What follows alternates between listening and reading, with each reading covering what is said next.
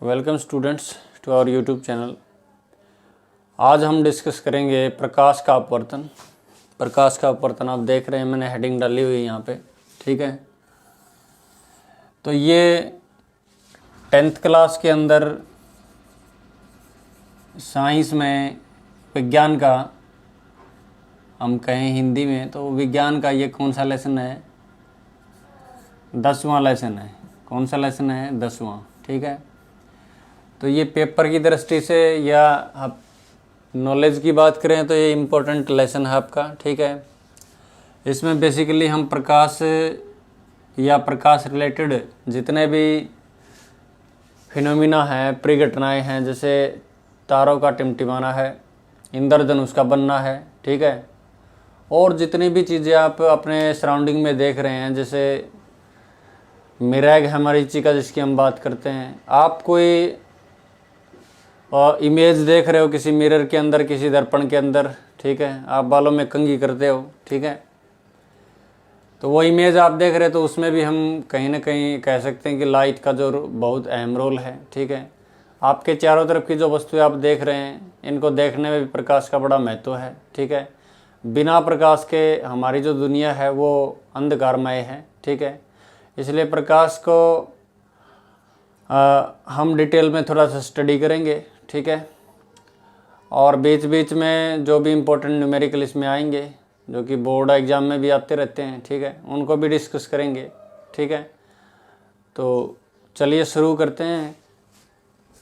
तो सबसे पहले जो हेडिंग में आपको नज़र आ रहा है, प्रकाश क्या है।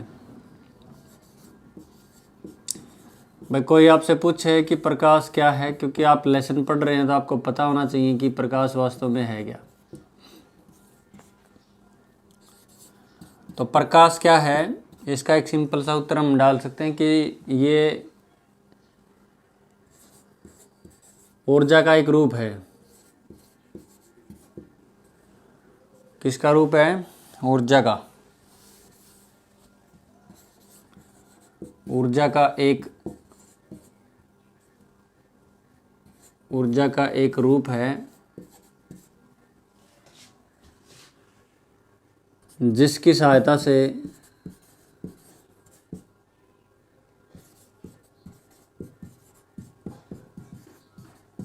हम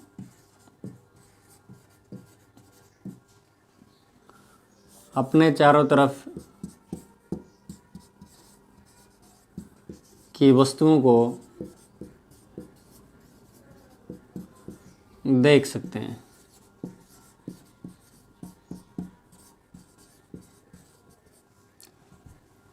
ठीक है। अब देखिए, जितनी भी ऊर्जा होती है उसमें बेसिकली हम बात करते हैं कि जो एक वर्णक्रम होता है, स्पेक्ट्रम होता है, तो उसको हम वैद्युत चुंबकीय स्पेक्ट्रम बोलते हैं। वैद्युत चुंबकीय स्पेक्ट्रम।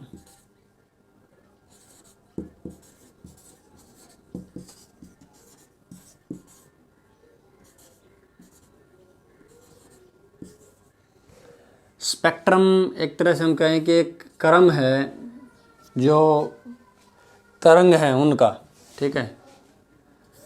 किसका है ये? तरंग। तरंग क्या होती हैं? रेडिएशंस होती हैं। जैसे हम एक्स किरणों की बात करें, गामा किरणों की बात करें, ठीक है, रे को किरण बोलते हैं हम, ठीक है। अल्ट्रावायलेट किरणों की बात करें, यूवी रेडिएशन जिनको हम कहते हैं अल्ट्रावायलेट, ठीक है। रेडियो तरंगे की हम बात करें तो इस तरह की जो तरंगे हैं वो 7 तरह की होती हैं, ठीक है। उनमें से एक तरंग जो है विद्युत चुंबकीय तरंग भी है। इलेक्ट्रोमैग्नेटिक रेडिएशन में जो एक प्रकार की जो तरंग है उसमें दृश्य प्रकाश जो है, दृश्य प्रकाश भी एक तरंग है जिसकी तरंग दैर्घ्य, जिसका वेवलेंथ, तरंग दैर्घ्य को लैम्डा से नोट करते हैं। लैम्डा क्या है कि यूनानी भाषा का शब्द है, जैसे अंग्रेजी में ABCD होते हैं वैसे ही। तो इसकी जो वेवलेंथ है, तरंग दैर्घ्य है, वो 3800 एंगस्ट्रॉम से लेके 7600 एंगस्ट्रॉम तक होती है। एंगस्ट्रॉम यहाँ पर छोटी दूरियों के लिए इकाई है। एक एंगस्ट्रॉम जो होता है वो 10 की पावर, अगर मीटर में बात करें तो 10⁻⁻10 मीटर के बराबर होता है। एक एंगस्ट्रॉम जो होता है वो किसके बराबर होता है? 10 की पावर -10 मीटर के बराबर होता है। आप नैनोमीटर में भी लिख सकते हैं इसको, ठीक है। तो दृश्य प्रकाश जो है, विद्युत चुंबकीय जो स्पेक्ट्रम है, तरंग स्पेक्ट्रम, उसमें से एक भाग है ये किसका? विद्युत चुंबकीय जो स्पेक्ट्रम उसका, ठीक है, जिसकी तरंग दैर्घ्य जो है, तरंग दैर्घ्य 3800 एंगस्ट्रॉम से लेके 7600 एंगस्ट्रॉम तक होती है, ठीक है। एक एंगस्ट्रॉम जो है वो 10 की पावर -10 मीटर के बराबर होता है, ठीक है। ये आपने आपकी 9वीं कक्षा में पढ़ा होगा कि तरंग दैर्घ्य क्या होती है, ठीक है। तरंग दैर्घ्य क्या है और तरंग दैर्घ्य किस चीज़ में हम यूज़ करते हैं, किसके लिए हम यूज़ करते हैं। तो तरंग की एक तरह से एक गुणधर्म हम मान सके, तरंग दैर्घ्य जो होती है वो एक तरंग का गुणधर्म होता है, ठीक है। आवर्ती भी तरंग का गुणधर्म होता है, ठीक है।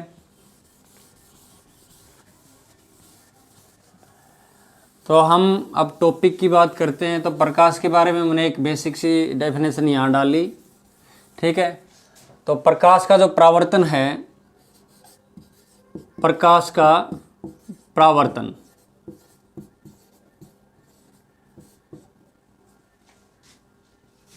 प्रकाश का परावर्तन, ठीक है।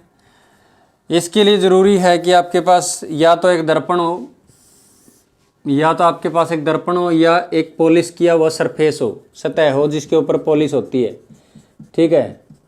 और ये सतह जो है बिल्कुल चिकनी होनी चाहिए, स्मूथ होनी चाहिए, ठीक है।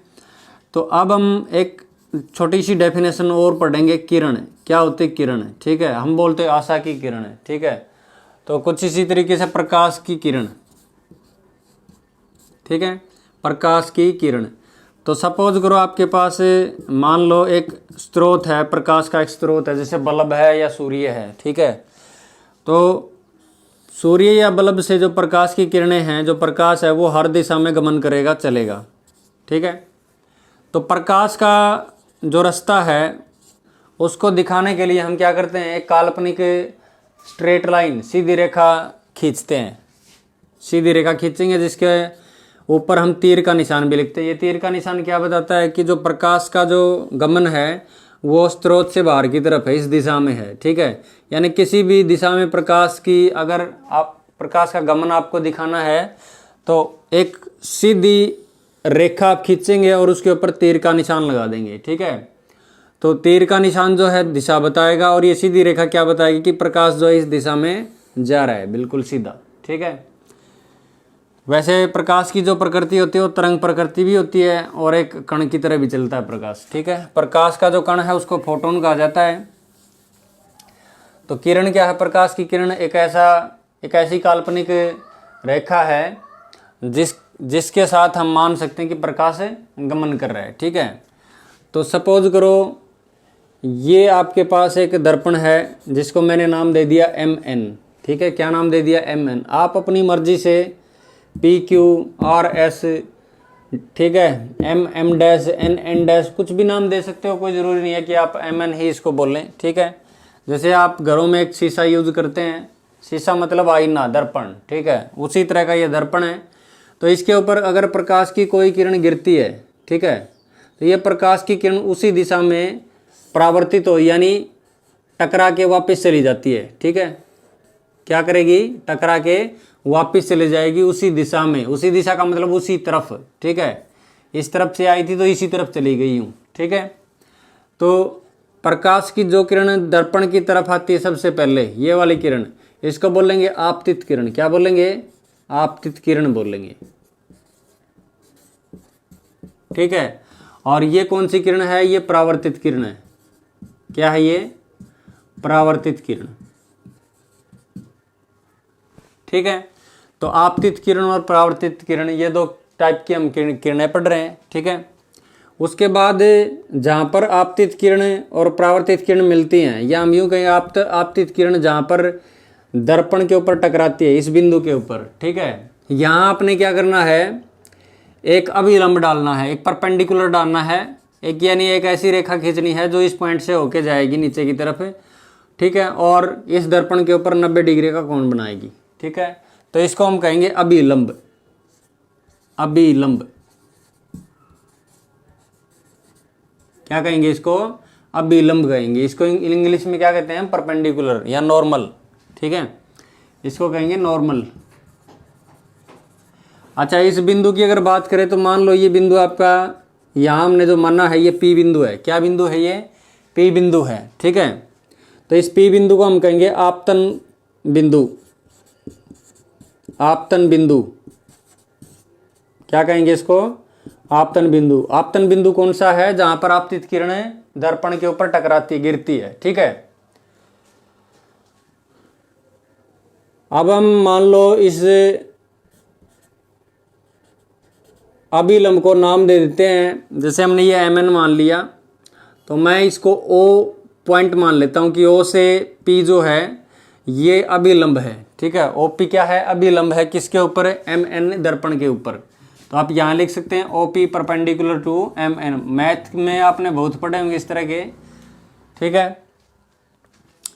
तो अब बात करते हैं, तो अभिलंब डालना आपको आ गया। ठीक है, अभिलंब कहाँ डालेंगे? जहाँ पर जो आपतित किरण है वो मिरर के ऊपर, दर्पण के ऊपर टकराएगी। ठीक है, तो उसको आपतन बिंदु के ऊपर अभिलंब डालते हैं हमेशा। अब बात करते हैं, ये जो कोण बन रहा है आपतन कोण, इसको हम कहेंगे। ठीक है, आपतन कोण क्या है?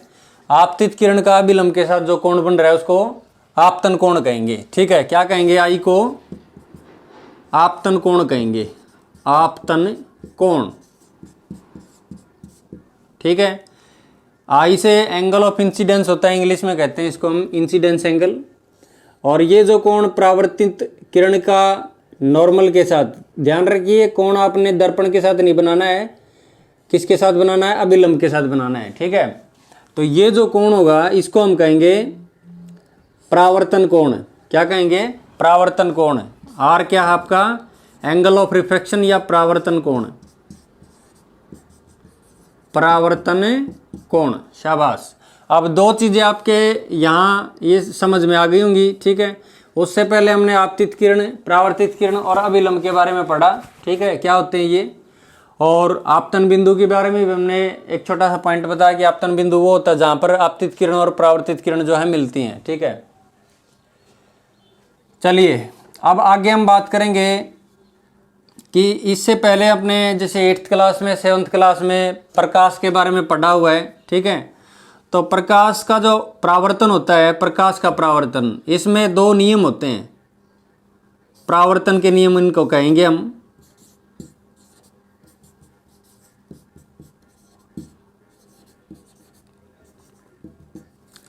प्रकाश के परावर्तन के नियम। ठीक है, तो प्रकाश का परावर्तन भी होता है और ध्वनि का परावर्तन भी होता है, जो आवाज होती है उसका परावर्तन भी होता है। ठीक है,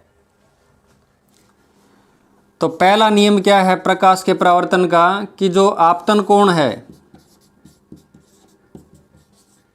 आपतन कोण, कौन सा कोण है? आपतन कोण आई। ठीक है, जो आपतित किरण का अभिलंब के साथ बन रहा है ये कोण। ठीक है, किसके बराबर होगा? परावर्तन कोण के बराबर होगा। किसके बराबर होगा? परावर्तन कोण के बराबर। परावर्तन कोण के बराबर होगा। यानी अगर हम चिन्हों में बात करें, सिंबल की बात करें, तो आई जो है वो आर के बराबर होगा। किसके बराबर होगा? आई आर के बराबर होगा। Angle of incidence is equal to angle of reflection. ठीक है, तो परावर्तन को इंग्लिश में रिफ्लेक्शन कहते हैं, लाइट का रिफ्लेक्शन। ठीक है, तो ये पहला नियम था। दूसरा नियम क्या है इसका? दूसरा नियम इसका ये है कि जो आपतित किरण होगी, आपतित किरण, परावर्तित किरण, वह अभिलंब,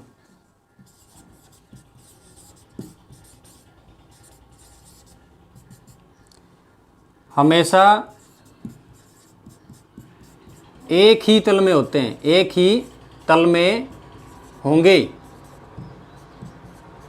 ये गारंटी है, इसके बारे में कोई दो राय नहीं है कि इनका जो तल होगा वो एक ही होगा। यानी अगर प्रकाश की आपतित किरण इस बोर्ड के ऊपर रेंगती हुई आ रही है तो परावर्तित किरण जो है वो भी इस बोर्ड के ऊपर ही रेंगती हुई चली जाएगी। प्रकाश जैसे आएगा जिस बोर्ड के ऊपर, जैसे मान लिया ये इसकी सड़क है, इस बोर्ड के ऊपर ये इसकी सड़क है, ठीक है, प्रकाश की, तो इसकी सड़क जो है जाते हुए प्रकाश की जो सड़क होगी वो भी इस बोर्ड के ऊपर ही बनेगी, सीधी सी बात ये है, ठीक है। और अभिलंब जो डलेगा, अभिलंब, ठीक है, ये अभिलंब भी इस बोर्ड के ऊपर ही डाला जाएगा, यानी इन तीनों का तल जो है इसका, इसका और इसका क्या होगा, ये बोर्ड ही होगा, यानी ये तीनों जो हैं एक ही तल में होंगे, ठीक है। अगर आपसे कोई कहे कि प्रकाश की एक किरण जो है इस तरीके से आई, इस तरीके से आई और इस बोर्ड के ऊपर से यूं चली गई, तो हम कहेंगे ये नहीं हो सकता, ठीक है, ये नहीं हो सकता। तो जो तल होगा प्रकाश का आने का और जाने का वो एक जैसे ही होंगे। जैसे मैं इस बोर्ड की बात करूं, ठीक है, तो कोई किरण अगर इस तरह से आ रही है, सपोज करो कोई किरण जो है इस तरीके से आई, ठीक है, तो इसी तल में चली जाएगी। अगर यहां से रेंगती हुई आ रही तो इधर चली जाएगी वो, ठीक है, और अभिलंब इसी के ऊपर डलेगा, ठीक है। तो तल जो है इन तीनों के हमेशा एक ही होंगे, ठीक है, ये तल होगा इसका। तो ये दो नियम थे, दोनों ही महत्वपूर्ण नियम हैं, ठीक है। बड़ी कक्षाओं में जैसे +2 की फिजिक्स में ये और थोड़े से डिटेल में आते हैं, ठीक है, लेसन रिपीट होगा वहाँ भी, लेकिन थोड़ा सा डिटेल इसकी बढ़ जाएगी, ठीक है। यहाँ हमने ब्रीफ में डिस्कस किया इसको, ठीक है। और इस डायग्राम से रिलेटेड, अब ये डायग्राम बहुत ही इंपॉर्टेंट डायग्राम है, ठीक है, दिस डायग्राम में prove to be very very important, जो भी आगे आर्टिकल आएंगे उनके लिए भी जरूरी है ये, ठीक है। तो डायग्राम को आप अच्छे से समझ लें, और किसी तरह का कोई डाउट आपके मन में है तो बेझिझक आप कमेंट सेक्शन में जाके उस डाउट को पूछ सकते हैं, ठीक है। चलिए आगे हम बात करेंगे कि बोर्ड में जो क्वेश्चन आएगा वो किस तरह से आएगा इसमें।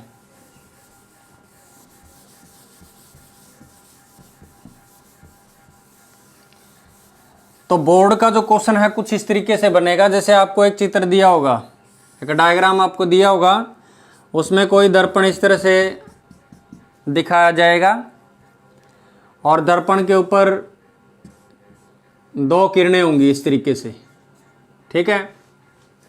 तो आपसे पूछा जाएगा कि जो अभिलंब है उसको डालिए, ठीक है। अभिलंब कहाँ डाला जाएगा, तो अभिलंब डालने की जगह के क्या होती है, ये होती जहां दोनों किरणें। अब ये किरण कौन सी, ये भी पूछा जा सकता है, ठीक है। सपोज इसको नाम दे दिया हमने ए, इस पॉइंट को P और इसको B, ठीक है। तो आपसे पूछेंगे कि आपतन जो आपतित किरण है वो कौन सी है, ठीक है। क्या पूछेंगे, आपतित किरण कौन सी है, तो आप क्या जवाब देंगे, AP जो है वो आपतित किरण है। क्या है, AP आपतित किरण है। इसी तरीके से आपसे पूछ लेंगे कि जो PB है वो क्या है, या परावर्तित किरण कौन सी है, तो आप क्या जवाब देंगे, PB एक परावर्तित किरण है। क्या है PB, परावर्तित किरण, ठीक है, परावर्तित किरण है। अभिलंब कौन सा है, तो अभिलंब का नाम वो देंगे, जैसे ये पॉइंट उन्होंने N मान लिया, तो आप से पूछा जाएगा कि दिए गए चित्र में आपतित किरण, परावर्तित किरण और अभिलंब के नाम बताइए, ठीक है। तो आपको क्या लिखना है, AP आपतित किरण है, PB परावर्तित किरण है और NP क्या है, NP क्या है, अभिलंब है। बहुत बढ़िया, ठीक है। अब बात करें हम अगले क्वेश्चन की, तो आपसे पूछा जा सकता है कि इस चित्र में I क्या है, इस चित्र में I क्या है, पहली बात।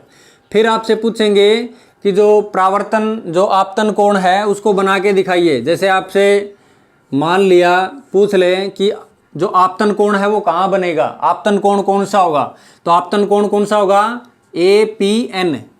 जो APN होगा ये क्या होगा, आपतन कोण होगा, आपतन कोण, ठीक है। और दूसरा प्रश्न कैसे बनेगा, इसको नाम दे देंगे I, तो पूछेंगे कि I क्या है, ठीक है। तो आप क्या जवाब देंगे, क्या जवाब देंगे, I आपतन कोण है, ठीक है। इसी तरीके से आपसे पूछ लेंगे कि परावर्तन कोण क्या है, इस चित्र में परावर्तन कोण कौन सा है, ठीक है। तो आप क्या जवाब देंगे, इस चित्र में परावर्तन कोण क्या है, NPB, कौन सा है, NPB, ठीक है, ये R के बराबर है, ठीक है। तो इसमें पूछ लेंगे कि NPB कौन सा कोण है, इस कोण का नाम बताइए, तो आप क्या जवाब देंगे, परावर्तन कोण, ठीक है, R। तो ये R हो गया, ठीक है। फिर अगला टाइप का जो क्वेश्चन है उसमें पूछ लेंगे कि अगर इसमें ये कोण 30 डिग्री दिया हुआ है तो दिए गए कोण R का मान बताइए, ठीक है। तो आप क्या जवाब देंगे, इस कोण का मान भी क्या होगा, 30 होगा, 30 डिग्री। इसी तरीके से मान लिया आपको ये दे दिया, R दे दिया, और आपसे ये पूछ लिया कि इस कोण का नाम बताइए और इसका मान लिखिए, तो आप क्या जवाब देंगे, इस कोण का नाम आपतन कोण है और इसका जो मान है वो 30 डिग्री होगा। तो इस तरह के बहुत से क्वेश्चन आपसे पूछे जा सकते हैं। इसी टाइप का एक क्वेश्चन और आ सकता है कि अगर इस तरह से किरणें तिरछी पड़ रही हैं, ठीक है, दर्पण के ऊपर तिरछी किरणें पड़ती हैं, तो इसको हम बोलते हैं तिरछा आपतन, इसको हम बोलेंगे, ठीक है, ऑब्लिक इंसिडेंस या तिरछा आपतन इसको बोलते हैं। और अगर आपसे क्वेश्चन पूछा जाए कुछ इस तरीके से, जैसे मान लिया, मैं एक अलग से डायग्राम आपको बताता हूं। आपको इस तरह से एक दर्पण दिया जाएगा, ठीक है, इस तरह से एक दर्पण दिया जाएगा। इस दर्पण में आपको दर्पण का नाम भी दिया जा सकता है, MN सपोज, ठीक है। तो इसमें किरण जो है वो बिल्कुल इसके लंबवत गिरेगी, परपेंडिकुलर होगी, 90 डिग्री का कोण बनाएगी यहाँ पे ये किरण, ठीक है। तो आपको तुरंत पता लग जाएगा इस तीर के निशान से, ये तीर का निशान अगर अंदर की तरफ है, दर्पण की तरफ है, तो हम बोलेंगे कि आपतित किरण है, ठीक है। तो इसमें आपसे पूछा जाएगा कि इसमें आपतन कोण का मान बताइए, I की वैल्यू बताइए, ठीक है, I की वैल्यू बताइए। इस पॉइंट को A मान लिया सपोज, ठीक है। तो इसमें जो आपतन कोण की वैल्यू होगी, अब देखो मैं पिछले डायग्राम की थोड़ी सी हेल्प लूँगा इसमें, कि उसमें हमने ये कोण जो है ये I माना था, ठीक है। अब मैं क्या कर रहा हूँ, जो कोण है उसको कहाँ से मापूंगा, यहाँ से मैं मापना शुरू करूँगा, इधर बढ़ेगा, ये इस तरह से बढ़ता चला जाएगा, ठीक है। तो कोण जो है इधर बढ़ रहा है, इधर इंक्रीज हो रहा है, ठीक है। तो इस कोण को अगर आप घटाओगे, ठीक है, यही किरण मान लिया, अगर इस रास्ते से आ रही है तो कोण घट के कितना हो जाएगा, 0 हो जाएगा, ऑब्वियस सी बात है, क्योंकि ये कोण घटेगा ना इस तरीके से। जैसे यहाँ से अगर किरण आएगी, ये किरण आई तो और कम हो गया, फिर यहाँ से आई तो और कम हो गया, इधर से आई तो और कम हो गया, और जब इसके साथ आई तो ये कोण घट के कितना हो गया, 0 हो गया, ठीक है। तो I की वैल्यू क्या हो जाएगी, I का मान क्या हो जाएगा, 0 हो जाएगा। कब, जब ये अभिलंब के साथ आएगी, ठीक है। तो अभिलंब के साथ जब कोई किरण प्रकाश की दर्पण के ऊपर गिरती है तो उसका जो आपतन कोण होता है वो क्या बनेगा, 0 बनेगा, ठीक है। और परावर्तन कोण भी कितना बनेगा, 0 बनेगा। क्यों, क्योंकि I जो है वो R के बराबर होता है, ठीक है। तो I और R जो हैं वो क्या होंगे, 0 होंगे। कब, जब जो किरण है आपतित किरण जो है वो अभिलंब के साथ आएगी, ठीक है। तो इस जाती हुई किरण का यानी परावर्तित किरण का रास्ता कौन सा होगा, ये भी आपसे पूछा जा सकता है, ठीक है। तो परावर्तित किरण भी क्या होगी, इसी के साथ वापस चली जाएगी, क्योंकि अगर R0 होगा तो R0 कब होगा, जब ये किरण वापस अभिलंब के साथ ही चली जाएगी, ठीक है। तभी तो I और R 0 होंगे, ठीक है। तो ये किरण होगी आपकी आपतित किरण और ये क्या होगी, परावर्तित किरण, ठीक है। एरो के ऊपर लिखेंगे या एरो के नीचे लिखेंगे आप, क्लियर है। तो इस तरह से आपसे ये पूछा जा सकता है, इसको हम अभिलंब आपतन बोलते हैं, अभिलंब आपतन बोल लेंगे इसको, नॉर्मल इंसिडेंस कहा जाता है इसको, ठीक है। तो ये रिफ्लेक्शन यानी परावर्तन से संबंधित कुछ क्वेश्चन थे एग्जाम में जो पूछे जाते हैं कई बार, क्योंकि एग्जाम में जो क्वेश्चन पूछा जाते हैं वो बहुत ही आसान होते हैं। अगर आपने पाठ को ध्यान से पढ़ रखा है तो आप बिल्कुल भी इनमें टाइम नहीं लगाओगे, आप तुरंत जवाब दोगे इन क्वेश्चंस का, ठीक है। तो आपने ये चित्र जो है बार बार बना के, या कोई एक्सरसाइज आपको इंटरनेट पे मिल जाएगी या कोई बुक में मिल जाएगी, उनका आप अभ्यास करें ज़्यादा से ज़्यादा, तो लेसन बहुत ही ईजी हो जाएगा, आपको कोई समस्या नहीं आएगी इसके अंदर, ठीक है। और कोई समस्या अगर आ रही है, ठीक है, तो आप कमेंट सेक्शन में जाके वो हमसे पूछ सकते हैं, ठीक है। इसके बाद हम बात करेंगे समतल दर्पण की।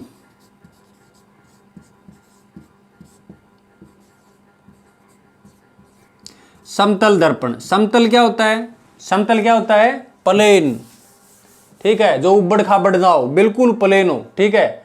जैसे जो खेत होता है वो उबड़ खाबड़ होता है, ठीक है। हम क्या करते हैं, उसको सुहागा लगा के जो फट्टा होता है उसकी हेल्प से उसको क्या करते हैं, प्लेन कर देते हैं, ठीक है। हालांकि उसमें फिर भी कंकड़ मिट्टी रह जाती है।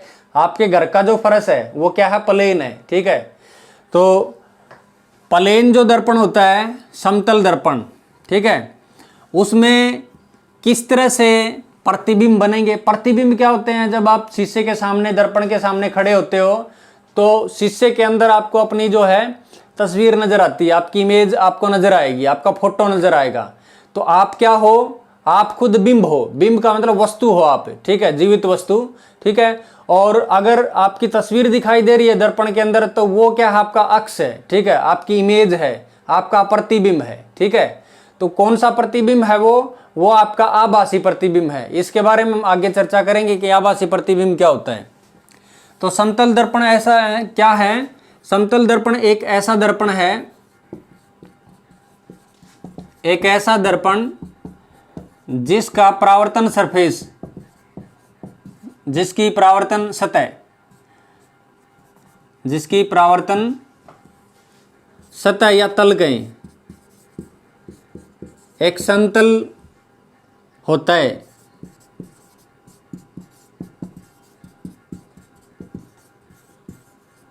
ठीक है, बहुत सिंपल सी डेफिनेशन है ये, ठीक है। Plane mirror is that mirror whose reflecting surface is plane, ठीक है। तो ये एग्जाम का हिस्सा नहीं है कि समतल दर्पण क्या होता है। इस तरह के क्वेश्चन जो है बहुत ही कॉमन क्वेश्चन है। इस तरह के क्वेश्चन एग्जाम में बहुत ही कम पूछे जाते हैं, बहुत ही रेयर चांस है, बहुत ही कम इसके चांसेस हैं पूछने के।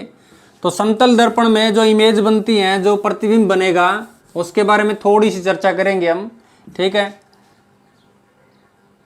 तो हम एक समतल दर्पण मान लेते हैं, ऊर्ध्वाधर दिशा में ऊपर से नीचे की तरफ एक समतल दर्पण हमने रख लिया, ठीक है। इस दर्पण को आप नाम भी दे दो, कुछ ना कुछ नाम दे दिया, जैसे ये एम हो गया, एम महेश और एन नवीन, ठीक है। इस तरह से आप नाम भी दे सकते हैं। इसको आप एम डैश मान सकते हो, कुछ भी नाम दे सकते हो अपनी मर्जी से, कै खै गए, कुछ भी नाम दे सकते हो उसको, ठीक है। हमने क्या किया,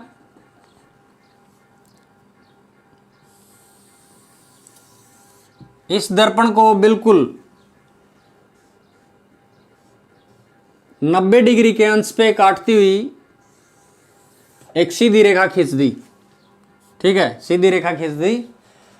तो जहां पर ये सीधी रेखा इसको काटेगी वहां पर ये क्या होगा, ध्रुव होगा, पोल होगा, ठीक है। और पोल की खास बात ये होती है कि पोल जो है उसके ऊपर और उसके नीचे, ऊपर नीचे दर्पण जो है बराबर होता है, इतना ये होगा उतना ये ऊपर होगा, ठीक है। तो ये क्या होगा, ध्रुव हो गया। इसको हम कहेंगे मुख्य अक्ष। क्या कहेंगे, मुख्य अक्ष, ठीक है। तो सपोज करो, मान लो आपकी वस्तु जो है इसके सामने इस तरह से है, ठीक है, ये वस्तु हो गई।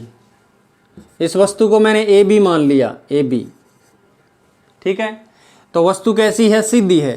सीधी का मतलब है बकवासबाजी करने वाली नहीं है, ठीक है, सीधी खड़ी है। तो इससे किरण आप खींचोगे बिल्कुल समानांतर इस स्ट्रेट लाइन के, ठीक है, मुख्य अक्ष के। तो ये यहाँ पर किस एंगल पे, किस कोण पे गिरेगी, यानी आई का मान क्या होगा, यहाँ पे 0 होगा। ऑब्वियस सी बात है, क्योंकि 90 डिग्री के अंश पे ये अभिलंब के साथ ही है, ये अभिलंब ही होगा, ठीक है, क्योंकि ये 90 डिग्री का अंश है तो ये भी 90 का होगा। तो आई का मान क्या होगा, यहाँ पे 0 होगा। तो आर का मान भी क्या होगा, वो भी 0 होगा। सोचने की जरूरत थोड़ी है, आप तो सोचने लग जाते हो।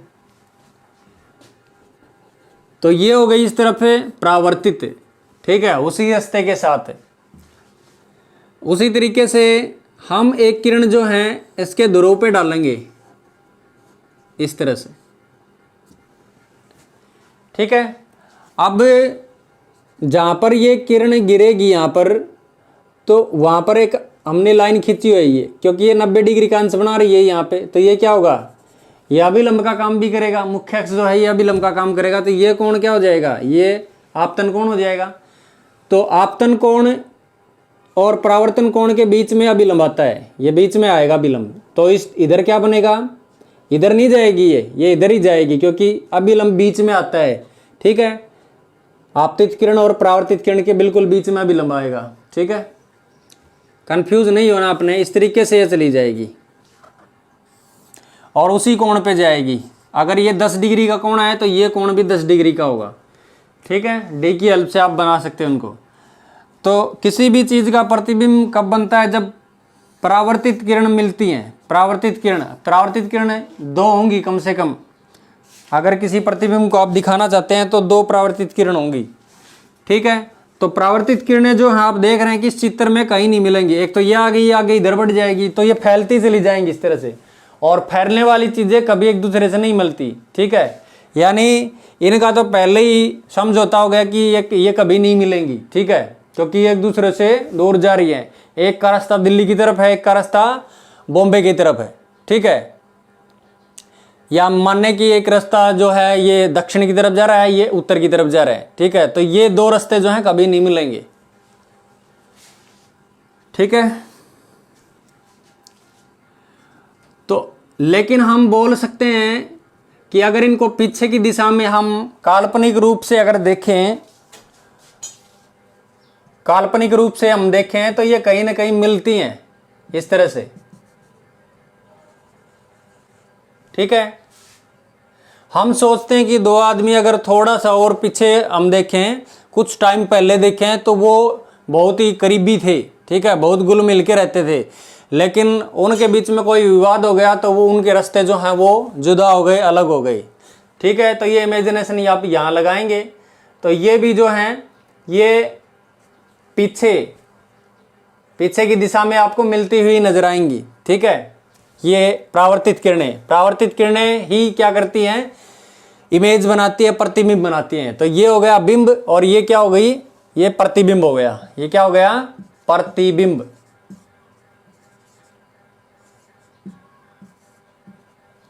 ठीक है, और ये बिंब कैसा है?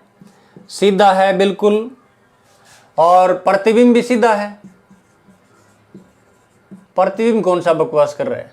ये भी सीधा खड़ा है। ठीक है, तो इसमें खास बात ये होती है कि जो वस्तु जिस टाइप से है, अगर वस्तु खड़ी है, ठीक है, खड़ी को इंग्लिश में हम क्या बोलते हैं? इरेक्ट बोलते हैं। ठीक है, और तो इसमें प्रतिबिंब जो होगा वो भी सीधा होगा। ठीक है, और समान साइज के होंगे। समान साइज का मतलब अगर इसकी ऊंचाई 10 सेंटीमीटर है तो इसकी ऊंचाई भी कितनी होगी? 10 सेंटीमीटर होगी। यानी ना तो इसका सर कटेगा ना इसके पैर कटेंगे, सारी चीज दिखाई देगी एज इट इज। ठीक है, दूसरी बात कि जितनी दूरी पे दर्पण से ये वस्तु रखी हुई है, ये बिंब रखा हुआ है। ठीक है, मैं इस कोण को यहां से हटा देता हूं कि इसकी जरूरत नहीं है भाई हमें।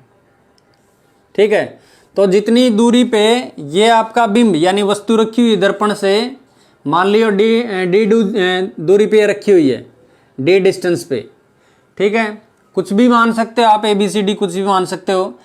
तो दर्पण से उतनी ही दूरी पे, दर्पण के पीछे, दर्पण के अंदर वाली साइड में जो प्रतिबिंब है वो भी उतनी दूरी पे ही बनेगा। कितनी दूरी पे बनेगा?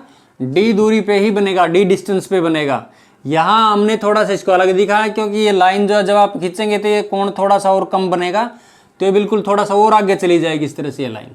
ठीक है, तो आपने ये यहाँ पर स्केलिंग नहीं देखनी इसकी, आपने ये देखना है कि जितनी दूरी ये होगी उतनी दूरी ये होगी। ठीक है, तो खास बात ये हो गई कि इसमें जो वस्तु का जो साइज है, वस्तु की जो आकार है, उतना ही आकार किसका है? प्रतिबिंब का है। ठीक है, उतना इमेज का साइज है। जितनी दूरी पे प्रतिबिंब रखा हुआ है, प्रतिबिंब बना है, उतनी दूरी पे वस्तु है। ठीक है, और यहाँ पर जो प्रतिबिंब है उसकी प्रकृति की बात करते हैं एक बार, बहुत ही इंपॉर्टेंट पॉइंट है ये। जो प्रतिबिंब है उसकी प्रकृति की बात करेंगे। प्रकृति का मतलब उसका नेचर, उसका स्वभाव। ठीक है, तो प्रतिबिंब कैसा है? सीधा है भाई, सीधा साधा है, बिल्कुल बकवासबाजी करने वाला नहीं, सीधा खड़ा है। ठीक है, और आभासी है।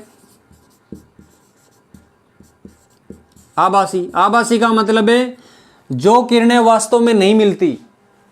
परावर्तित किरणें अगर वास्तव में मिलती हैं तो प्रतिबिंब वास्तविक होगा, वास्तव में मिलेंगी। वास्तव में तो कहीं नहीं मिलेंगी, तो ये आभासी रूप से हम मिला रहे हैं इनको, ये मिल नहीं रही, हम अपनी कल्पना के अनुसार अपनी इमेजिनेशन को बता रहे हैं कि ये अगर पीछे कहीं जा रही हो तो ये मिलती, ठीक है, ये हमारी इमेजिनेशन है, ठीक है, ये हमारी कल्पना है, ठीक है, तो ये आभासी रूप से यहाँ मिल रही है, ठीक है।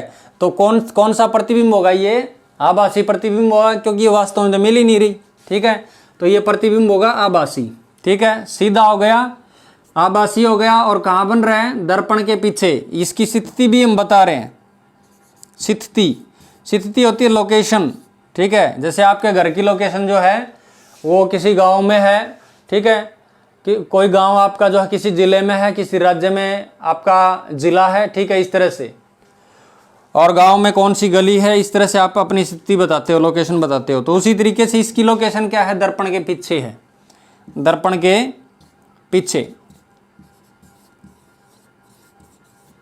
ठीक है। तो ये हमने समतल दर्पण के बारे में जो प्रतिबिंब बनते हैं उनके एक ब्रीफ सा आइडिया हमने इनका दिया, ठीक है, एक तार का हमने दिया कि जो समतल दर्पण होता है उसमें इमेज कैसे बनती है, प्रतिबिंब कैसे बनता है, ठीक है। तो इस तरह से प्रतिबिंब जो है समतल दर्पण में बनते हैं, ठीक है। इसके बाद हम बात करेंगे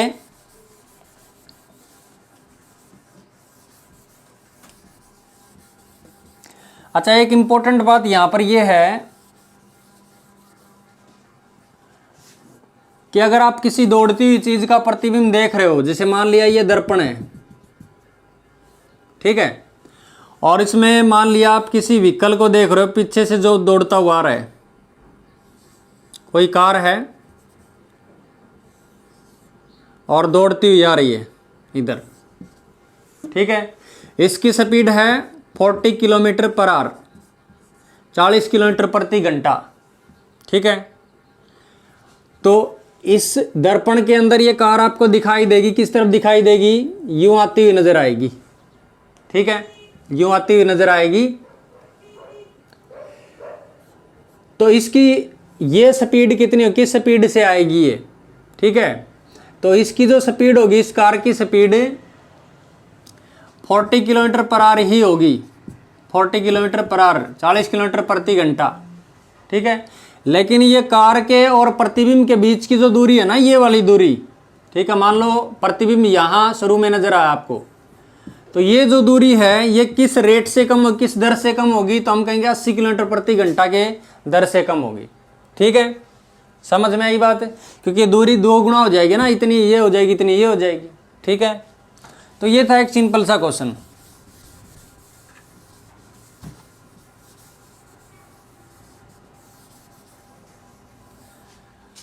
उसके बाद गोलीय परावर्तक पढ़ेंगे हम।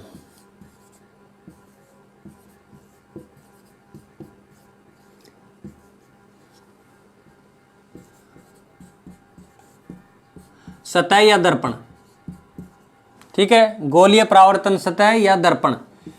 गोलीय परावर्तन या हम इंग्लिश में कहें तो ये होते हैं सफेरिकल, सफेरिकल होते हैं गोलीय, ठीक है।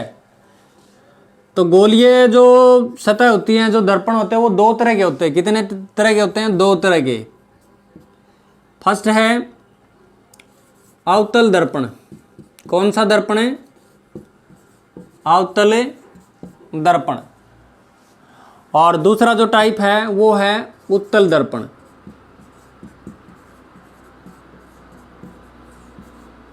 ठीक है, तो इनका एक बेसिक सा एग्जांपल आप लें। आपके घरों में सभी के टीस्पून है, चम्मच है। उस चम्मच का अंदर वाला जो हिस्सा होता है वो भी चमकीला होता है। उसके अंदर आप अपनी जो इमेज है वो देख सकते हो खूब आराम से। उसका जो बैक सरफेस है जो उभरा हुआ होता है उसके अंदर भी आप अपना जो फेस है उसकी इमेज देख सकते हो। ठीक है, और चम्मच को आगे पीछे दोनों तरफ से अगर आप करके देखेंगे तो आपकी जो परछाई जो इमेज उसमें फोटो नजर आ रही है, उस फोटो के साइज में, उसके आकार में परिवर्तन आता है। उस आकार में जो परिवर्तन आ रहा है उसको आप ध्यान से देखो। वो छोटा हो रहा है, बड़ा हो रहा है, उल्टा हो रहा है, सीधा हो रहा है। ठीक है, तो ये जो चम्मच का धंसा हुआ हिस्सा है तो इस हिस्से पे प्रकाश गिर रहा है और परावर्तित हो रहा है। तो ये जो हिस्सा है, ये हिस्सा चम्मच का धसा हुआ अवतल दर्पण की तरह काम करता है। कौन से दर्पण की तरह काम करेगा? अवतल दर्पण की तरह, ठीक है। और जो इसका उभरा हुआ हिस्सा है जो बाहर की तरफ है, ये वाला, ये चमकीला हिस्सा जिससे प्रकाश अगर टकराता है तो इस तरह से परावर्तित हो जाता है, ठीक है। तो ये हिस्सा जो उभरा हुआ है, इसका पीछे वाला सरफेस, ये उत्तल दर्पण की तरह काम करता है, ठीक है। तो आपके घरों में जो चम्मच है वो बड़े काम की चीज़ है। इसका मतलब वो दोनों तरह के दर्पण का काम जो है वो कर सकती है, ठीक है। लेकिन उसको आप विकल में नहीं लगा सकते, ठीक है। ज़्यादा खुश होने की ज़रूरत नहीं है आपको, उसमें संभावना नहीं है इस चीज़ की। तो चलो हम इन दोनों दर्पण को बारी बारी से पढ़ते हैं।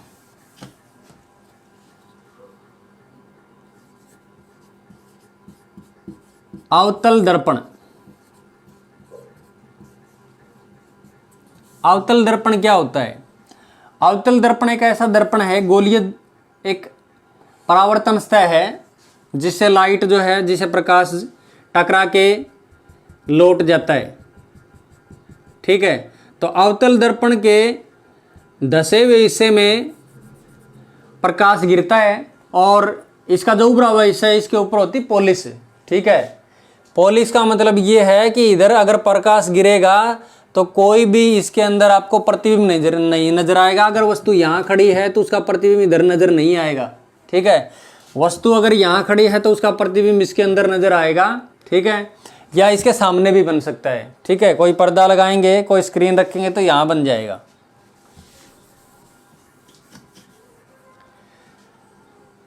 ठीक है।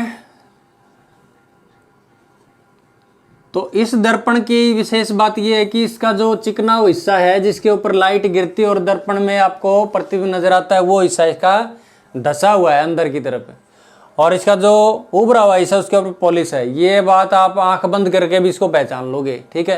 क्यों? क्योंकि ये थोड़ा सा स्मूथ होगा और ये थोड़ा सा खुरदरा होगा, सीधी सी बात ये है। अब आपको ऐसे लग रहा है कि जैसे हमने इसको किसी गोले से काट लिया, ऐसा खोखला गोला जिसके बाहर वाले सरफेस पे पूरी सतह के ऊपर पॉलिश की हुई है, और अंदर का जो सरफेस है वो चिकना है जिससे लाइट टकरा के परावर्तित हो सकती है, ठीक है। तो जाहिर सी बात है, जिस खोखले गोले का इसको हम भाग मान रहे हैं, इस दर्पण को जिस खोखले गोले का भाग मान रहे हैं, ये आपने जो माना है ये गोला, ये बिल्कुल इमेजिनरी है, काल्पनिक है, ठीक है। ये है नहीं वास्तव में। हमने क्या किया है, अपने कंसेप्ट को, अपने पाठ को, अपना जो आर्टिकल है, अपना जो अध्याय है, इसमें इसका यूज हम कर रहे हैं केवल समझने के लिए, ठीक है। तो इस गोले का कोई क्या होगा, कोई केंद्र भी होगा, सीधी सी बात है। केंद्र है तो इस केंद्र को मैंने सी मान लिया। अब ये केंद्र जो इस गोले का केंद्र भी है, सर्कल, इसका सेंटर भी है स्फीयर का, तो इस मिरर के लिए, इस दर्पण के लिए ये सी जो होगा, ये केंद्र जो होगा, ये वक्रता केंद्र कहलाएगा। क्या कहलाएगा? वक्रता केंद्र, ठीक है। वक्रता केंद्र क्या है?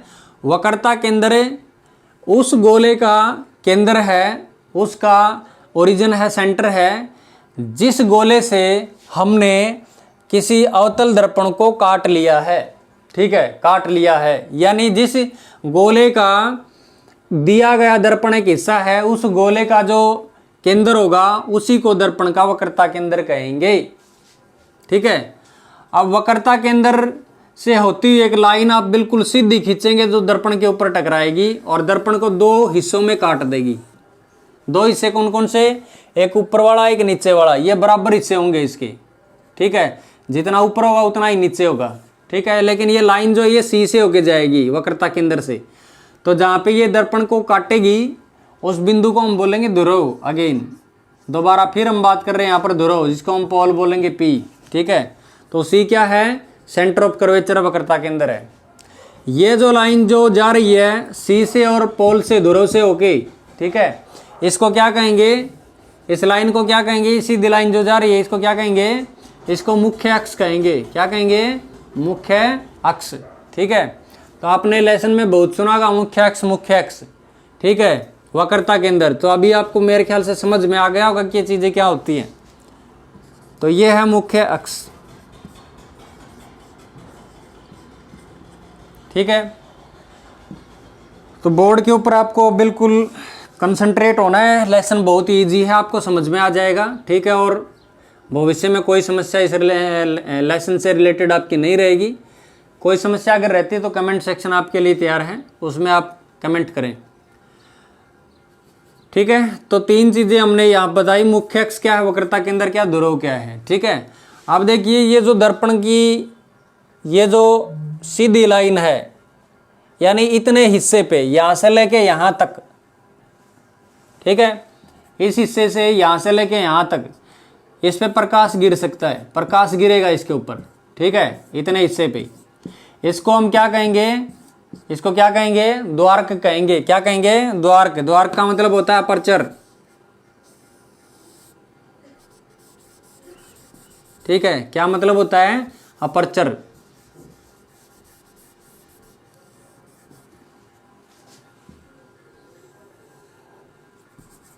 तो ये सी हो गया। अब पोल से जो सी की दूरी है, जो ध्रुव है उससे वक्रता केंद्र की जो दूरी है उसको हम कहते हैं, उसको क्या कहेंगे, वक्रता त्रिज्या। क्या कहेंगे, वक्रता त्रिज्या, वक्रता त्रिज्या कहेंगे इसको, ठीक है। उसके बाद, ठीक है, ये सिंपल सी बातें थी सारी। इसमें से कुछ पॉइंट ऐसे हैं जो एग्जाम में पूछ लिए जाते कई बार। अब मान लो आपकी जो वस्तु है वो अनंत पे रखी हुई है। कहाँ पे रखी हुई है, अनंत पे। अनंत का मतलब बहुत ज़्यादा दूर, अरबों खरबों किलोमीटर दूर। अनंत जैसी कोई चीज़ नहीं होती, मानते हैं उसको हम, समझने के लिए किसी चीज़ को माना जाता है, ठीक है।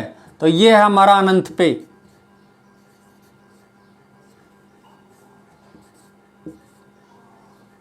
अनंत,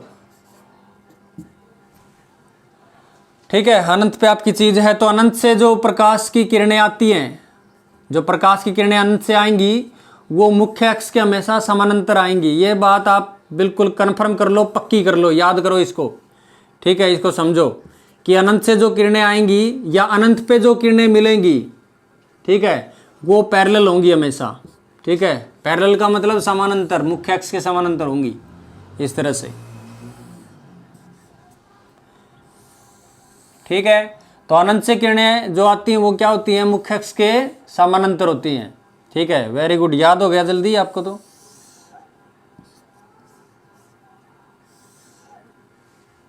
ठीक है। तो अनंत से आने वाली किरणें क्या होंगी, मुख्य अक्ष के समानांतर होगी। बताओ भाई, एक किरण जो हम मुख्य अक्ष के साथ भी लेंगे, हम इसके साथ भी आएगी, ठीक है। तो यहां पर अगर आप बात करें, अगर ये इस दर्पण का वक्रता केंद्र है, तो हम फिर उस गोले की एक बार बात करते हैं। उसकी जो बाउंड्री होगी वो क्या होगी, एक वर्त होगी, सर्कल होगी। तो अगर आप सर्कल के केंद्र को, सर्कल के सेंटर को अगर परिधि पे कहीं भी मिलाते हो तो वो लाइन जो हमेशा वो 90 डिग्री का कोण बनाती है, परिधि के ऊपर बनाती है ना, स्पर्श रेखा के ऊपर। ये 10वीं के मैथ में, 9वीं के मैथ में सर्कल की जो विशेषताएं हैं उनमें ये इंक्लूड होता है, शामिल होता है। तो ये हमेशा कहीं भी मिला दो आप इसको परिधि के ऊपर, तो परिधि के ऊपर जो स्पर्श रेखा बनेगी, जहां पर ये मिलेगी वहां पर स्पर्श रेखा खींचोगे तो 90 डिग्री का कोण बनाएगी, ठीक है। तो मेरा कहने का मतलब यहां ये है कि अगर आपने कोई भी किरण इस दर्पण के ऊपर गिरेगी कहीं भी, ठीक है, तो उस किरण के लिए आपने क्या करना है, 2 चीजें पहचाननी है, आई और आर, यानी आपतन कोण और परावर्तन कोण। आपसे पूछा भी जा सकता है एग्जाम में कि दिए गए चित्र में आपतन कोण और परावर्तन कोण बना के दिखाइए, ठीक है। अगर आपको पता होगा तो बना दोगे, नहीं तो नहीं बना पाओगे, सिंपल सी बात है। तो उनके लिए आपको क्या करना है कि जो आपतन बिंदु है, जैसे इस किरण का आपतन बिंदु ये होगा, इसका ये होगा, इसका ये होगा, ये सारे आपतन बिंदु हैं हर एक किरण के लिए। और यहाँ से अनगिनत जो किरणें हैं वो आप दिखा सकते हैं, उनकी कोई सीमा नहीं है। तो आपने क्या करना है, सी को आपतन बिंदु के ऊपर मिलाना है, ठीक है, क्योंकि आपतन बिंदु जो होगा वहां पे हर पॉइंट, हर आपतन बिंदु के ऊपर जो अभिलंब डालोगे वो सी से होके जाएगा, अभी बताया था आपको, ठीक है। तो ये हो गया अभिलंब, क्या हो गया, अभिलंब। तो अभिलंब का इस किरण का जो एंगल बनेगा जो कोण बनेगा वो क्या बनेगा, आई बनेगा, ठीक है, क्या बनेगा, आई, ठीक है। तो ये अगर आपतन किरण है, आपतित किरण है, तो परावर्तित किरण जो होगी वो अभिलंब से राइट हैंड की साइड यानी दूसरी तरफ, जैसे अगर ये आपतित किरण है तो परावर्तित किरण इस तरफ नहीं होगी, अभिलंब से दूसरी तरफ होगी। तो सिंपल सी बात है, ये इधर आएगी, ठीक है। आई थिंक आपको समझ में आ गया होगा कि गोलीय दर्पण के केस में आपतित किरण और परावर्तित किरण जो है कैसे दिखाएं हम, आपतित किरण और परावर्तित किरण। परावर्तित किरण में भी एरो दिखाएंगे और आपतित किरण में भी एरो दिखाएंगे, ठीक है। इसी तरीके से ये सभी किरणें जो, इनके लिए भी ऐसे ही हम दिखा सकते हैं। और सारी किरणें जो हैं ये इसी पॉइंट पे मिलेंगी, ये सारी किरणें, ठीक है। टकराने के बाद जो आपतित किरण है वो रिफ्लेक्टेड रे हो जाएगी, यानी परावर्तित किरण हो जाएगी, ठीक है। और ये इस तरह से मिल जाएंगी, ये काट के आगे निकल जाएंगी इस तरह से, लेकिन हम इस पॉइंट तक ही दिखाएंगे इसको, इस पॉइंट तक, ठीक है। समझ में आ गई बात है। तो जितनी भी किरणें अनंत से आएंगी वो मुख्य अक्ष के समानांतर आएंगी, सारी आपस में भी समानांतर होंगी, ठीक है। और टकराने के बाद, रिफ्लेक्शन के बाद, परावर्तन के बाद मुख्य अक्ष के ऊपर, ये बिंदु मुख्य अक्ष के ऊपर होगा, ध्यान देने की बात ये है, ठीक है। तो मुख्य अक्ष के ऊपर एक बिंदु पर मिलती हैं, ठीक है। They meet at a single point on principal axis, ठीक है। इस पॉइंट को हम कहेंगे मुख्य फोकस, क्या कहेंगे, मुख्य फोकस, प्रिंसिपल फोकस, ठीक है। तो मुख्य फोकस क्या है, मुख्य फोकस एक ऐसा बिंदु है जिस पर समानांतर, मुख्य अक्ष के समानांतर आने वाली किरणें किसी एक पॉइंट पर मिलती, यानी वह बिंदु जिसके ऊपर समानांतर आने वाली किरणें मुख्य अक्ष के ऊपर मिल जाती है, उस बिंदु को मुख्य फोकस कहा जाता है, ठीक है। मुख्य फोकस हमेशा मुख्य अक्ष के ऊपर स्थित होगा, ठीक है। तो ये बात थी, बहुत इंपॉर्टेंट बात थी ये। अगर वस्तु को आप यहां रख देते, वस्तु को यहां रख देते, तो ये सारी किरणें जो होती है क्या होती, ये आपतित किरणें होती सारी, और ये परावर्तित किरणें होती, ये जो उस तरफ जाती। तो इस वस्तु का प्रतिबिंब कहाँ बनता, अनंत पे बनता, ठीक है। और जो चीज अनंत पे रखी है उसका प्रतिबिंब कहाँ बन रहा है, मुख्य फोकस पे बन रहा है, ठीक है। तो इस पर्टिकुलर ये जो केस हमने पढ़ा है, अनंत पे वस्तु है तो प्रतिबिंब कहाँ बन रहा है, फोकस पे बन रहा है। इसका बहुत ही सिंपल सा एक्सपेरिमेंट आप कर सकते हो। अगर आपके पास कोई अवतल दर्पण है तो आप क्या करो, सूर्य के सामने करो इसको, अवतल दर्पण, जैसे मान लिया सूर्य इस तरफ है, ठीक है। तो सूर्य के सामने आप एडजस्ट करोगे उसको, और उसके सामने क्या रखोगे, एक पेज रखोगे, ठीक है। इस तरह का पेज रखोगे, तो पेज को फिक्स करके, ठीक है, एक जगह रख के आप दर्पण को आगे पीछे करोगे, तो दर्पण को एक पर्टिकुलर दूरी पे, मान लिया आपने यहाँ रख दिया, तो यहाँ रखने के बाद क्या होगा, पेज पे एक बिल्कुल तीक्ष्ण पॉइंट बनेगा, बिल्कुल शार्प, बहुत चमकीला पॉइंट। उस चमकीले पॉइंट पे जैसे ही कुछ टाइम के लिए आप मिरर को होल्ड करोगे, ठीक है, उसी जगह पे, ठीक है, तो वो जो कागज है उस पॉइंट के ऊपर से जलने लग जाएगा, धुआं उठेगा, आग लग जाएगी, ठीक है। तो वो बिंदु क्या है, वो पर्टिकुलर बिंदु क्या, जहां से कागज जलना शुरू हो गया, उस बिंदु को हम क्या कहेंगे, सूर्य का प्रतिबिंब कहेंगे। सूर्य का प्रतिबिंब कहां बन रहा है, उस कागज के ऊपर बन रहा है, और कितना बन रहा है, छोटा सा बन रहा है, बिल्कुल छोटा, बिंदु स्वरूप, ठीक है। तो इतनी बड़ी वस्तु की इमेज जो है, वो प्रतिबिंब जो वो बिल्कुल छोटा सा बन रहा है। तो अनंत पे जितनी भी चीजें रखी हुई होती हैं उनका प्रतिबिंब हमेशा छोटा बनता है, उल्टा बनेगा, वास्तविक बनेगा, ठीक है, क्योंकि बिंदु कौन सा है, ये वास्तविक बिंदु है, सिंपल सी बात है, ठीक है। तो जो अनंत पे जो चीजें होती हैं उनका प्रतिबिंब कैसा बनेगा, बिंदु बनेगा, चीजें गोल होनी चाहिए, ठीक है, और छोटा बनेगा, ठीक है, सीधा बनेगा, सॉरी उल्टा बनेगा, उल्टा, इस तरीके से चीज अगर सीधी है तो प्रतिबिंब उल्टा बनेगा, वास्तविक बनेगा, ठीक है, फोकस पे बनेगा। तो ये था इसके बारे में एक बेसिक सा आइडिया, ठीक है। अब इसमें दो तीन चीजें और डिस्कस करेंगे हम। जैसे मैंने बात की, ये जो है ध्रुव से जो वक्रता केंद्र है वहां की दूरी क्या है, वक्रता त्रिज्या है। और मुख्य फोकस से, मुख्य फोकस जो आपको नजर आ रहा है, जो मुख्य फोकस है उसकी दूरी ध्रुव से क्या होगी, मुख्य फोकस दूरी होगी, जिसको हम छोटे एफ से नोट करते हैं, स्मॉल एफ, ठीक है। अब एक बात और ध्यान देनी है आपने कि जो वक्रता केंद्र है और जो ध्रुव है, ये दोनों पॉइंट, इनके बिल्कुल बीच में, इस दूरी के बिल्कुल बीच में मुख्य फोकस आएगा। ठीक है, इसका मतलब ये हुआ कि अगर ये बिंदु बीच में है या इस दूरी के, तो ये भी F होगा और ये भी F होगा।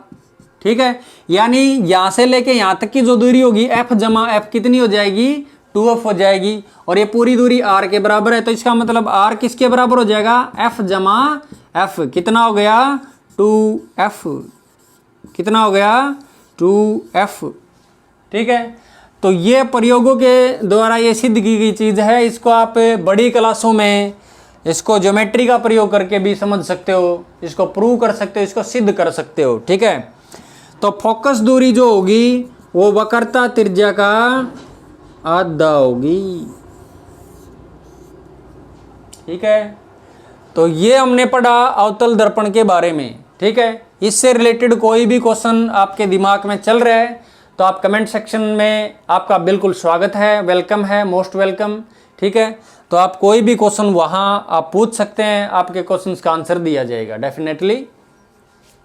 अब हम पढ़ेंगे जो हमारा अगला जो गोलीय परावर्तक सतह है कौन सी, उत्तल दर्पण। उत्तल दर्पण, ठीक है, उसको पढ़ेंगे डिटेल में।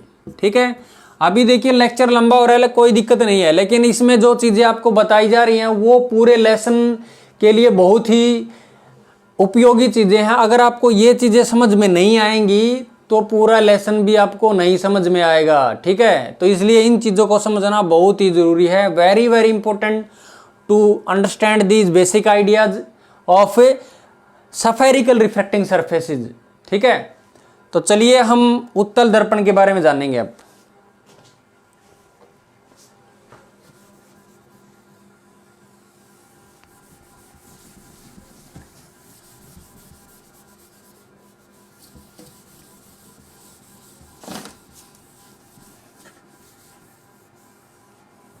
इसी तरीके से हम उत्तल दर्पण को विश्लेषित करेंगे, विश्लेषण करेंगे उसका।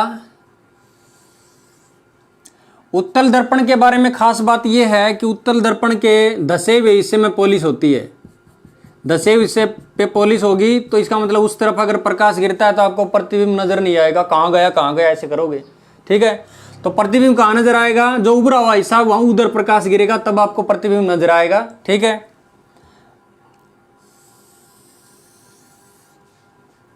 तो जैसे आप यहां अगर इसके सामने खड़े हो जाओगे तो आपका मुंह जो है यूं बड़ा दिखाई देगा, एकदम से चौंक जाओगे, ये क्या हो गया हमारे मुंह को। ठीक है, इस तरह से। तो उसी तरीके से इस दर्पण का ये हिस्सा जो होगा, ये वाला हिस्सा यहां से लेके यहां तक जिस पे प्रकाश गिरेगा, इस हिस्से को फिर हम क्या कहेंगे, याद करो हमने जो उत्तल अवतल दर्पण था उसमें क्या कहा था इसको, ये है द्वारक। क्या है, द्वारक। ठीक है, ये द्वारक है।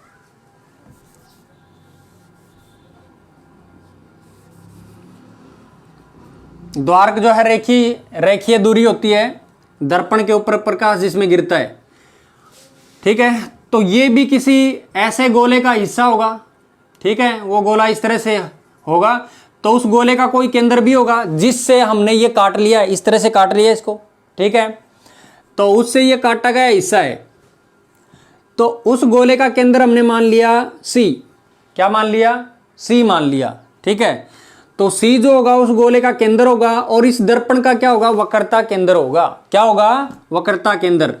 तो वक्रता केंद्र से होती हुई एक लाइन आपने खींचनी है, वक्रता केंद्र से होती एक लाइन खींचनी है जो दर्पण को दो हिस्सों में काट दे बराबर बराबर। ये बराबर होगा, ये इसके बराबर, यानी ये दोनों हिस्से क्या होंगे, इक्वल होंगे, बराबर होंगे। ठीक है,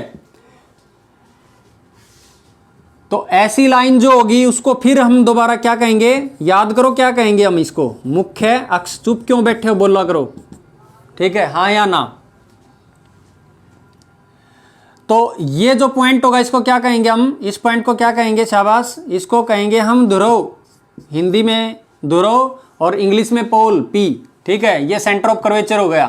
तो ध्रुव से जो C की दूरी है वक्रता केंद्र, सेंटर ऑफ कर्वेचर की जो दूरी है, जैसे मैंने पहले बताया क्या होगी, कैपिटल आर, जो बड़ा आर होगा ABCD का बड़ा आर, ठीक है, वो होगा ये। उसके बाद मुख्य अक्ष हो गया, ध्रुव हो गया, वक्रता केंद्र हो गया।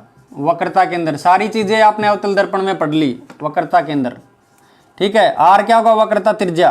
क्या होगा? वक्रता त्रिज्या, ठीक है।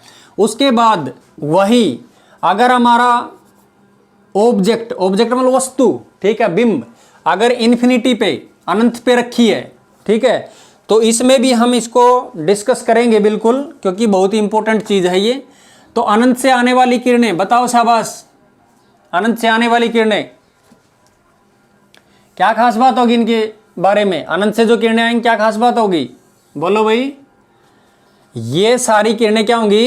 एक दूसरे के समानांतर होंगी और मुख्य अक्ष के भी समानांतर आएंगी, ठीक है, मुख्य अक्ष के भी समानांतर आएंगी। तो मैं इनको साफ कर देता हूं यहां से।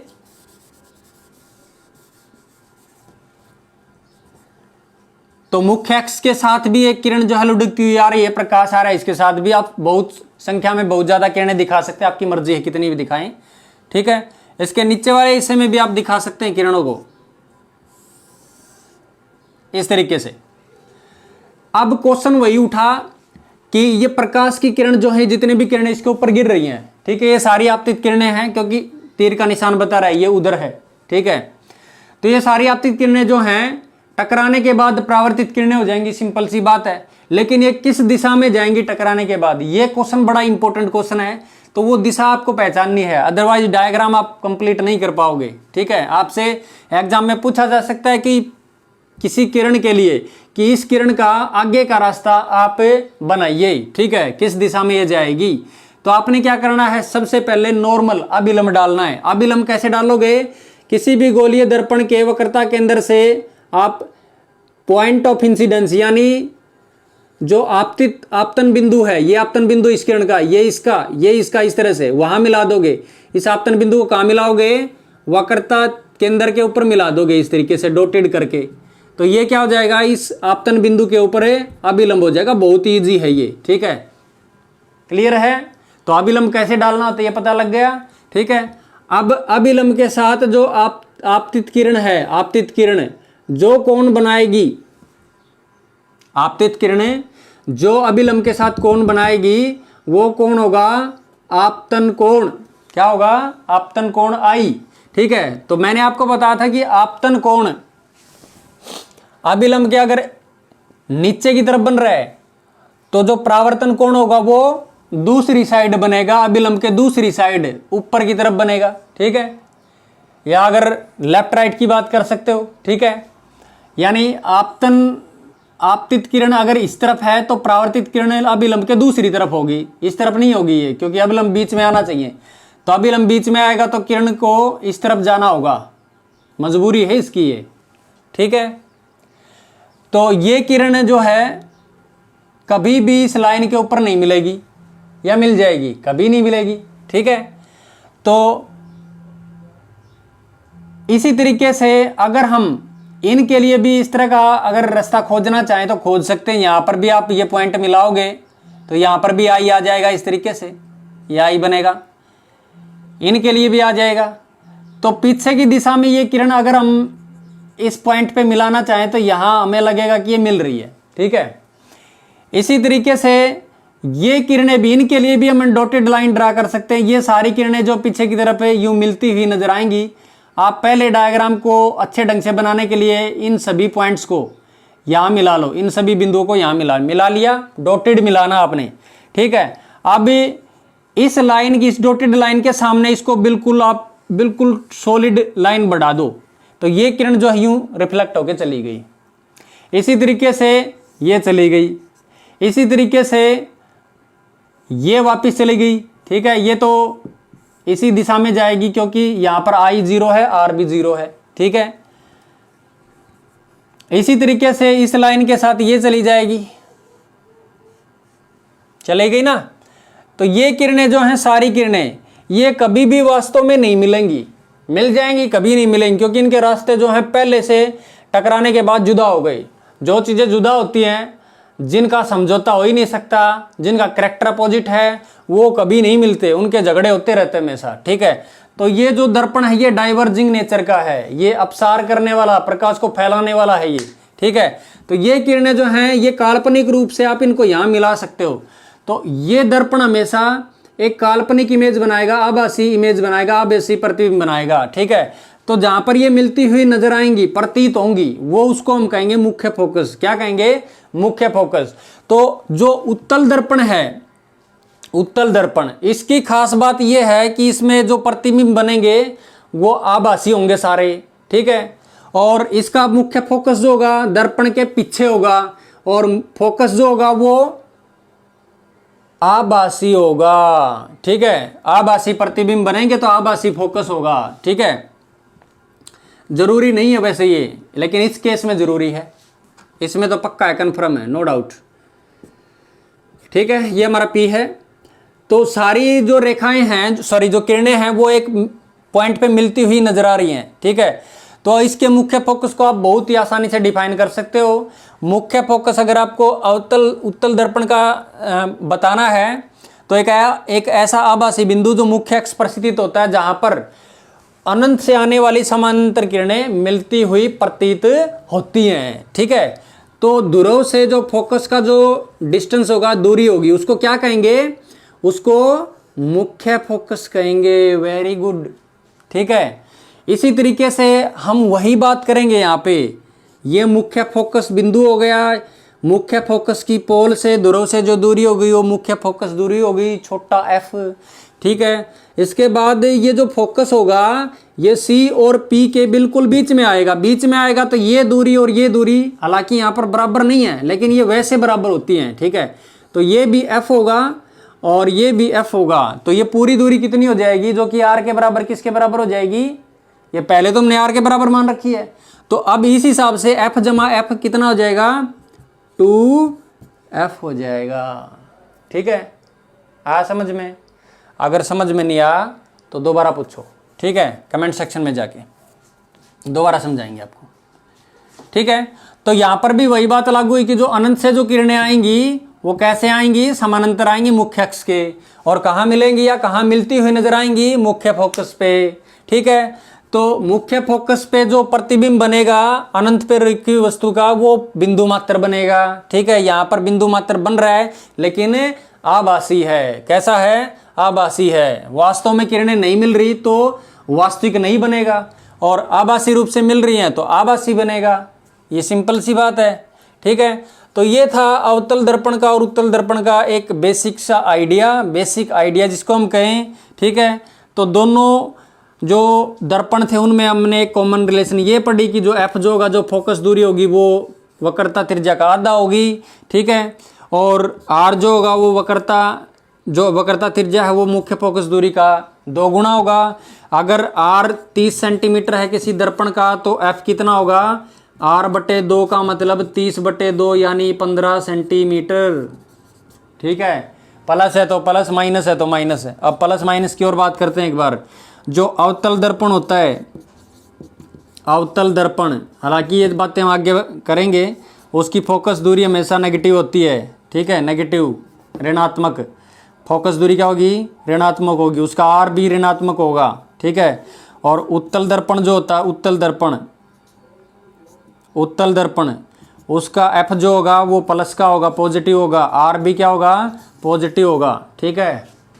तो ये था उत्तल दर्पण और अवतल दर्पण का एक मुख्य, जो हम बोलें कि पूरे लेसन को समझने का जो आइडिया था वो, ठीक है।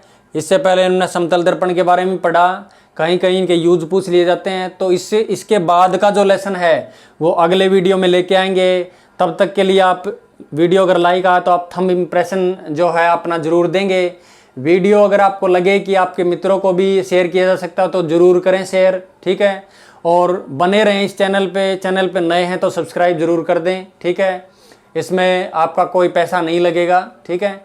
और वीडियो को ज़्यादा से ज़्यादा शेयर करना न भूलें, दोबारा बता रहा हूँ, ठीक है। थैंक यू, मिलते रहेंगे ऐसे ही इंटरेस्टिंग वीडियो के साथ, ठीक है। तब तक के लिए जय हिंद, जय भारत।